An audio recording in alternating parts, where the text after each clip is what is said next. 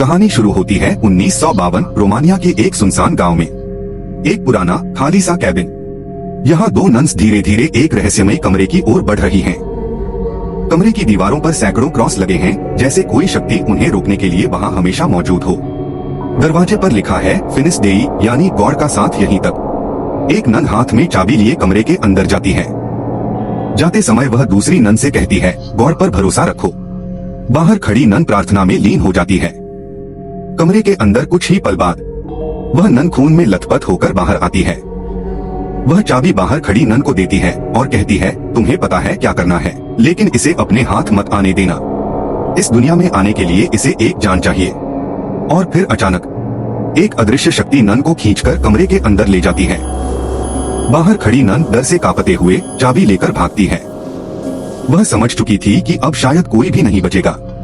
उसके बाद वह नन गॉड से माफी मांगकर आत्महत्या कर लेती है। और इसी क्षण हमारी नजरों के सामने प्रकट होता है डीमन, बिल्कुल नन की शक्ल में, जो इस डरावनी कहानी की असली शुरुआत है। अगली सुबह हम एक लड़के को देखते हैं, फ्रेंची। वह नन्स के घर में खाना और राशन पहुंचाने का काम करता है।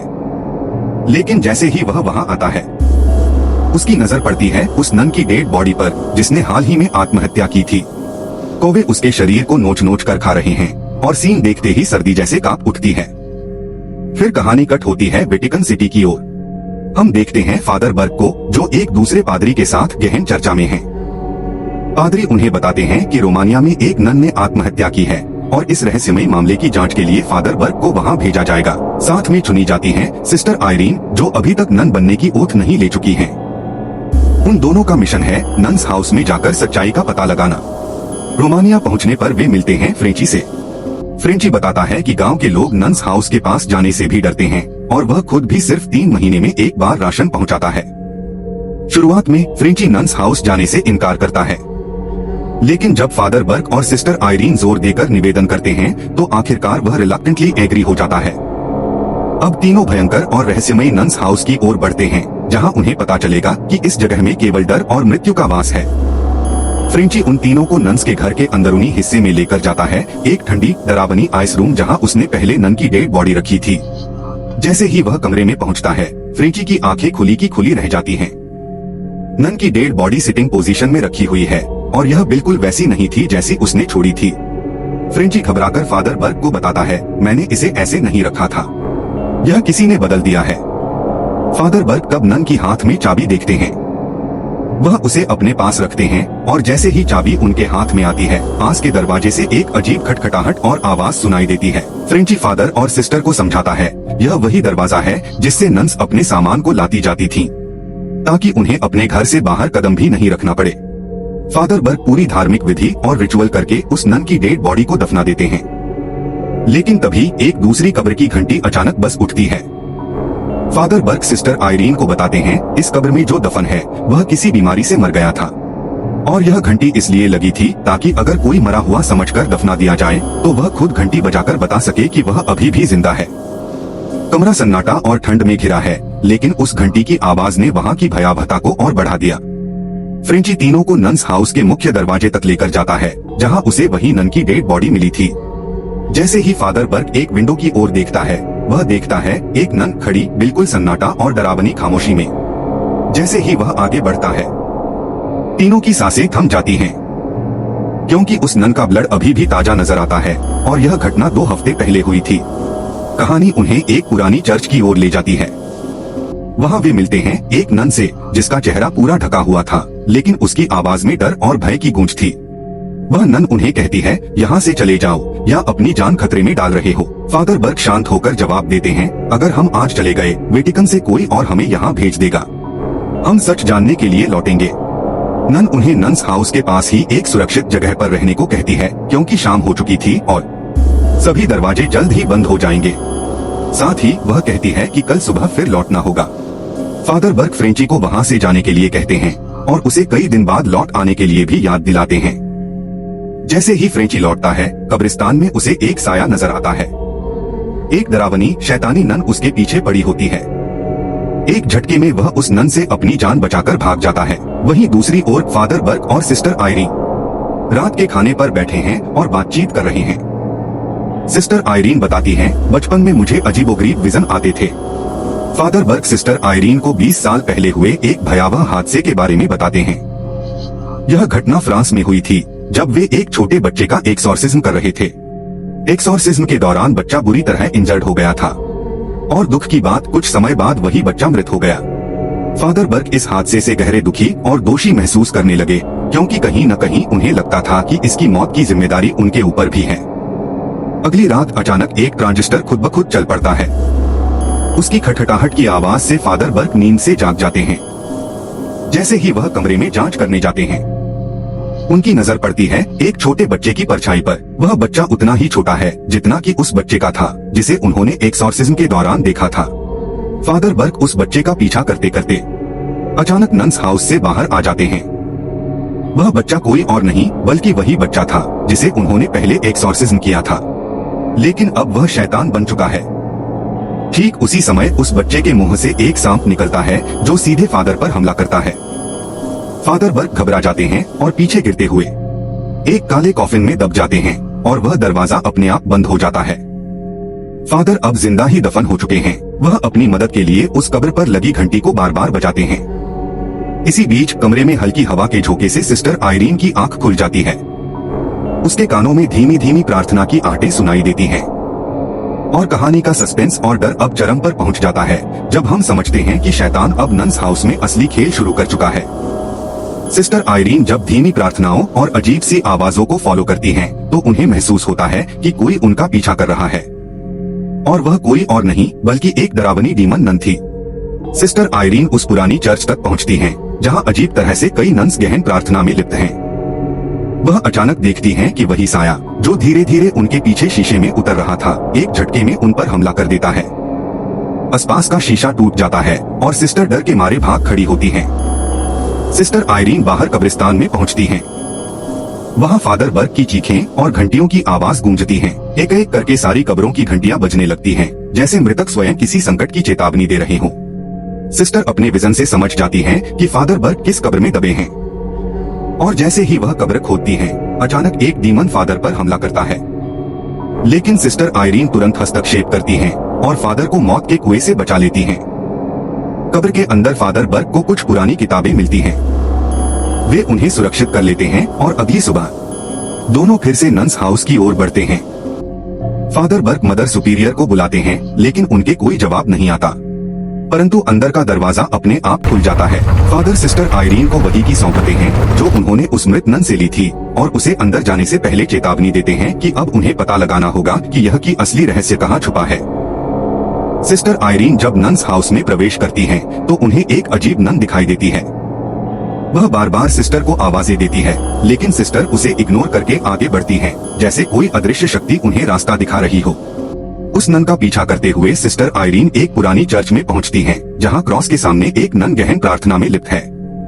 सिस्टर उसे बुलाती हैं, लेकिन तभी अचानक एक और नन आती है और सिस्टर आयरीन को चर्च से बाहर निकाल देती है। वह नन सिस्टर आयरीन को समझाती है कि यहाँ पर नन्स शिफ्ट में प्रार्थना करती हैं, और यह नन्स वर्षों से इस तरह रोजाना प्रार्थना में लगी रहती हैं। इसके बाद वह नन चली जाती है और सिस्टर आयरीन अब अकेली रह जाती हैं। इसी बीच फ्रेंच जी बार में बैठा हुआ होता है।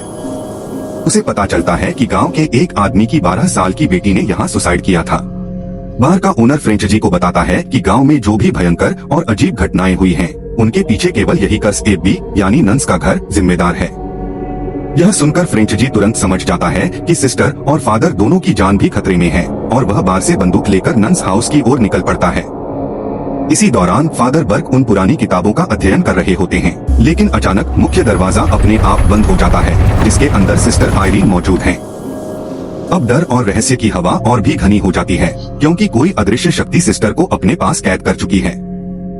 सिस्टर आयरीन अपनी दूसरी सिस्टर से बताती हैं कि कल रात उन्होंने एक अजीब नन देखी थी। उनके अनुसार यह नन डीमन के रूप में हेल से आई थी, और शायद यही वजह थी कि पहली सिस्टर ने सुसाइड किया था। इतनी देर में तीसरी नन वहां आती है और उन्हें इस डिस्कशन से रोक देती है। वह सिस्टर आयरीन को कहती है कि यहाँ और रुकना ठीक नहीं, लेकिन दूसरी सिस्टर जवाब देती है कि अब रात हो गई है और सारे दरवाजे बंद हैं, तो सिस्टर आयरीन यहीं रात गुजारेंगी। तीसरी सिस्टर उन्हें एक कमरे तक छोड़ देती है। इसी बीच फादर बर्क नन्स हाउस का मैप देख रहे होते हैं और वह हेल वाले बड़े हॉल की ओर कदम बढ़ाते हैं। अचानक उन्हें मदर सुपीरियर की आवाज सुनाई देती है।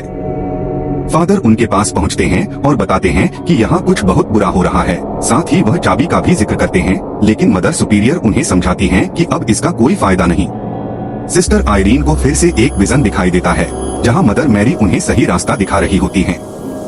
इस बार विजन में उन्हें वही डीमन नन भी दिखाई देती है। सिस्टर की आंख खुलती है और वह देखती हैं कि उनके कमरे में एक नन मौजूद है। जैसे ही वह उस नन की ओर बढ़ती हैं, उन्हें पहली सुसाइड वाली नन का भयानक विजन दिखाई देता है। इसी दौरान उनके कमरे का दरवाजा अपने आप खुल जाता है और सिस्टर आयरीन बाहर निकल आती हैं। वह धीरे धीरे फिनेटिक ह्यू लिखा दरवाजा तक पहुंचती हैं। जैसे ही दरवाजा खुलता है, सामने डीमन नन प्रकट होती है।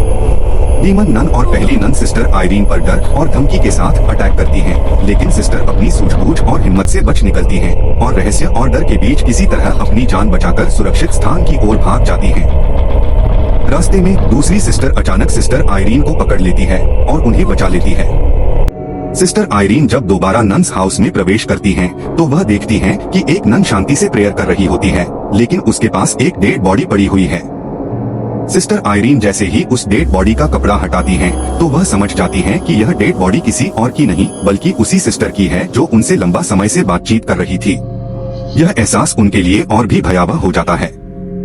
इसी बीच हम फादर बर्ग की ओर देखते हैं, जहां डीमन उसी छोटे बच्चे के रूप में प्रकट होता है जिसका उन्होंने सालों पहले एक्सॉर्सिज्म किया था। डीमन बच्चे की शक्ल में फादर पर अचानक हमला कर देता है और फादर बर्ग अपने जीवन की खातिर भागते हैं। लेकिन धीरे धीरे खुलासा होता है कि यह बच्चा असल में डीमन नन का रूप था, जो फादर को डराने और भ्रमित करने के लिए बदल कर आई थी। चर्च में कई नन्स एक साथ प्रेयर कर रही होती हैं, लेकिन उनकी आंखों में डर और घबराहट स्पष्ट है। एक नन सिस्टर आयरीन से कहती है कि तुम भी हमारे साथ प्रेयर करो और अपनी नजर सिर्फ मदर मैरी पर रखो। तभी मदर मैरी की आंखों से खून आने लगता है और शैतान बारी बारी से सारी नन्स पर हमला कर उनकी प्रेयर्स को बाधित करता है। लेकिन सिस्टर आयरीन अपनी प्रेयर को लगातार जारी रखती हैं। उनकी दृढ़ता और विश्वास शैतान के अटैक के सामने अडिग रहती है। फादर बर्ग भागते हुए उस आइस हाउस में वापस आते हैं, जहां डीमन नन फिर से उन पर अटैक करती है, लेकिन अचानक फ्रेंची वहां पहुंच जाता है और उनकी जान बचा लेता है। प्रेयर के दौरान शैतान सिस्टर आयरीन पर भी हमला करता है और उनकी बॉडी पर ब्लैक मैजिक से एक भयानक स्टार उभर आता है। तभी फादर और फ्रेंची दोनों वहीं पहुंचते हैं और भयानक स्थिति में भी सिस्टर आयरीन का साहस मजबूत और अडिग रहता है। सिस्टर आयरीन दोनों को बताती हैं कि वह बाकी नन्स के साथ प्रेयर कर रही थी, लेकिन जैसे ही वे दोनों आगे देखते हैं, वहाँ कोई नन नहीं होती, सिर्फ एक डेड बॉडी पड़ी होती है। सिस्टर आयरीन जैसे ही उस डेड बॉडी का चेहरा ढकने वाला कपड़ा हटाती हैं, तो उन्हें पूरी तरह एहसास होता है कि अब कोई भी नन जिंदा नहीं बच सकी। शैतान ने सबको मार डाला था और नन्स हाउस अब प्योर नहीं रहा। अचानक वही डेड बॉडी फादर बर्ग पर हमला कर देती है, लेकिन फादर तुरंत प्योर वाटर छिड़कते हैं और क्रॉस के जरिए उसे जला देते हैं। फ्रेंची दोनों से कहता है, यहाँ रहना अब खतरनाक हो गया है, हमें तुरंत यहाँ से जाना चाहिए। लेकिन सिस्टर आयरीन अपने इरादे पर अडिग रहती हैं। वह जवाब देती हैं, हम अभी नहीं जाएंगे। जो सिस्टर सुसाइड हुई थी, वह असल में सैक्रिफाइस थी। डीमन नन को इस दुनिया में आने के लिए एक जीवन की जरूरत थी और उसने वही ले लिया। सिस्टर आगे बताती हैं कि हॉल को बंद करने का एक ही तरीका है और वह है पाक निशानी यानी जीसस क्राइस्ट का ब्लड। फादर बर्ग पूछते हैं, लेकिन हमें यह निशानी कहाँ मिलेगी? सिस्टर आयरीन गंभीर आवाज में कहती हैं, मदर सुपीरियर की डेड बॉडी हमें एक तहखाने में मिली थी और मुझे वहाँ जाने का रास्ता पता है, लेकिन इससे पहले मुझे नन की ओथ लेनी होगी, तभी हम इस मिशन में सक्सेसफुल हो पाएंगे। और जो विजन्स मुझे मिलते हैं, वह सिर्फ गॉड की तरफ से आते हैं। सिस्टर आयरीन नन की ओथ ले लेती हैं और अब वह सच्ची नन बन चुकी होती हैं। फिर तीनों बेसमेंट की ओर बढ़ते हैं, जहाँ मदर मैरी की डमी एक रहस्यमय दिशा में पॉइंट कर रही थी। तीनों वहीं रुकते हैं और भविष्य के खतरों और रहस्यों के लिए तैयार होते हैं। मदर मैरी की डमी एक विशेष दिशा में पॉइंट कर रही थी। फादर बर्ग यह देखकर सिस्टर आयरीन को बताते हैं, ये वही विजन है आयरीन, मदर मैरी हमारी मदद करेंगी। तीनों उस दिशा में बढ़ते हैं और वहाँ उन्हें एक पुराना दरवाजा मिलता है। सिस्टर आयरीन अपनी चाबी से दरवाजा खोलती हैं। जैसे ही दरवाजा खुलता है, सामने पाक निशानी प्रकट होती है, जिसमें जीसस क्राइस्ट का खून मौजूद होता है। फादर बर्ग उस निशानी को सिस्टर आयरीन के हवाले करते हैं और फिर तीनों उस दरवाजे की तरफ बढ़ते हैं, जिस पर लिखा होता है फिनेटिक ड्यू। तीनों धीरे धीरे अंदर कदम रखते हैं। अब सवाल यह है कि शैतान कहां से आया था और किस रास्ते से इस स्थान तक पहुंचा। तीनों अलग अलग दिशा में जाते हैं। सिस्टर आयरीन जिस रास्ते पर बढ़ती हैं, वहाँ अचानक एक डीमन नन उन पर हमला कर देती है। सिस्टर इरीन धीरे धीरे तेजी से बचते हुए भागती हैं और वहाँ उन्हें एक दरवाजा दिखाई देता है। वह दरवाजा जैसे उन्हें बुला रहा हो और वह डर के बावजूद अंदर प्रवेश करती हैं। अंदर जाकर वह देखती हैं वही निशान जो शैतान ने काले जादू से उनकी बॉडी पर बनाया था। लेकिन जैसे ही वह वहाँ से भागने की कोशिश करती हैं, तो अनगिनत शैतानी नन्स उनके रास्ते में खड़ी हो जाती हैं और सभी दरवाजे एक एक करके बंद हो जाते हैं। सिस्टर आयरीन की चीखों की गूंज पूरे हॉल में फैलती है और उसी आवाज को सुनकर फ्रेंची डरते हुए उस दरवाजे की तरफ भागता है। दूसरी तरफ फादर बर्ग का रास्ता असंख्य शैतानी नन्स रोकती हैं। लेकिन फादर बर्ग अपने हाथ में आग का क्रॉस बनाकर उन्हें पीछे छोड़ते हैं और भाग निकलते हैं। फ्रेंची जब दरवाजे के अंदर प्रवेश करता है तो वहाँ उसे अनगिनत शैतानी नन्स दिखाई देती हैं और निशान के बीच में सिस्टर आयरीन अजीब और डरावनी पोजीशन में दिखती हैं, क्योंकि शैतान ने उनकी बॉडी को पॉजेस कर लिया था। तभी वह डीमन नन सिस्टर के रूप में फ्रेंची पर हमला कर देती है। फ्रेंची साहस दिखाते हुए सिस्टर आयरीन के गले में लटके जीसस क्राइस्ट के खून को निकालकर उसका उपयोग सिस्टर के चेहरे पर लगाने में करता है। डीमन नन तुरंत सिस्टर की बॉडी छोड़ देती है, लेकिन अब उसकी नजर फ्रेंची पर टिक जाती है और वह फिर से अपनी शैतानी ताकत से उस पर हमला करती है। सिस्टर आयरीन फ्रेंची को बचाने के लिए आगे बढ़ती हैं, लेकिन डीमन नन अपनी अदृश्य शक्ति से उन्हें एक दूसरे कमरे में फेंक देती है जो पानी से भरा हुआ होता है। साथ ही फादर बर्ग पर भी वही शैतान अब उस छोटे बच्चे के रूप में हमला कर देता है। उसके मुंह से अचानक सांप निकलता है जो फादर की आंखों को जख्मी कर देता है। सिस्टर आयरीन जब पानी से बाहर आने की कोशिश करती हैं, तो उन्हें रियलाइज होता है कि पाक निशानी उनके गले से गिरकर पानी में जा चुकी है। डीमन नन पानी से बाहर आती है और सिस्टर को डुबोकर मारने की कोशिश करती है। फादर बर्ग पूरी ताकत से सिस्टर को बचाने की कोशिश करते हैं, लेकिन डीमन नन अपनी शैतानी ताकत से उन्हें दूर फेंक देती है। सिस्टर आयरीन पाक निशानी को पानी में से अपनी तरफ खींचकर अपने मुंह के पास ले आती हैं। और तभी डीमन नन की नजर उस होली निशानी पर जाती है, लेकिन निशानी अब खाली थी, क्योंकि सिस्टर आयरीन ने जीसस क्राइस्ट का खून अपने मुंह में भर लिया था। डीमन नन जब सिस्टर आयरीन को मारने के लिए अंतिम हमला करती है, तो सिस्टर आयरीन अपने मुंह में भरा हुआ जीसस क्राइस्ट का खून उस पर थूक देती हैं।